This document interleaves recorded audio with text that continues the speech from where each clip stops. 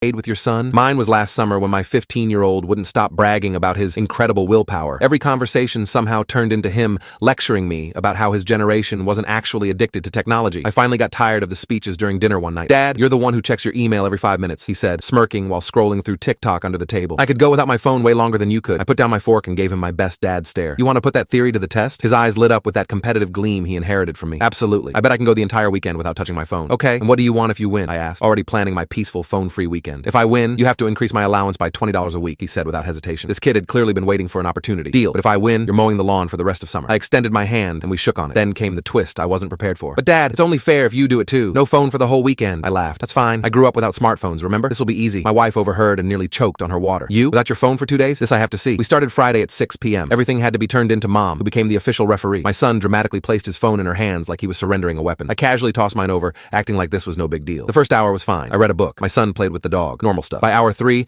I caught myself reaching for my pocket at least 15 times. My son noticed and just smiled. Saturday morning was when things got rough. I usually check sports scores with my coffee. Not knowing the results of last night's game was weirdly unsettling. Meanwhile, my son was building a model airplane, completely unbothered. By Saturday afternoon, I was pacing around the house. "Don't you need to check something?" I asked my son. "What if your friends are making plans?" He shrugged. "They know about the bet. We already made plans to meet at the park later." He seemed so calm while I was calculating how many hours were left. Saturday night was the breaking point. We were arguing about a random fact about sharks, and I couldn't just Google it. "This is ridiculous," I muttered. "We're living like cavemen." My son was thriving. He'd rediscovered his old Nintendo DS and was perfectly content. I was the one constantly looking at clocks, counting down the hours. Sunday morning, my wife caught me trying to sneak a peek at her phone while she was in the shower. "Looking for something?" she asked, appearing suddenly behind me. "Just checking the time." I lied badly. "There's a clock on the wall," she pointed out, taking her phone back. By Sunday afternoon, I was bargaining. "What if we end the bet early and both win?" My son just laughed at me. The final hours were the worst. I kept thinking about work emails piling up. What if there was an emergency? What if someone needed me? When 6 p.m. Sunday finally arrived, my wife brought out our phones. My son casually took his, while I practically snatched mine from her hands. I had 47 notifications. None were important. "I think we know who won," my wife said, trying not to laugh. My son didn't even gloat. He just said, "It wasn't even that hard, Dad. Maybe you're the one who needs a digital detox." The next day, I added $20 to his allowance. As he was walking away, he turned back with a thoughtful expression. "You know what was cool? We played chess yesterday. We haven't done that in forever." He was right. Somewhere between my withdrawal symptoms, we'd actually spent more time together than we had in months. I'm still not ready to admit it out loud, but losing that bet might have been the best thing that happened to our relationship all year.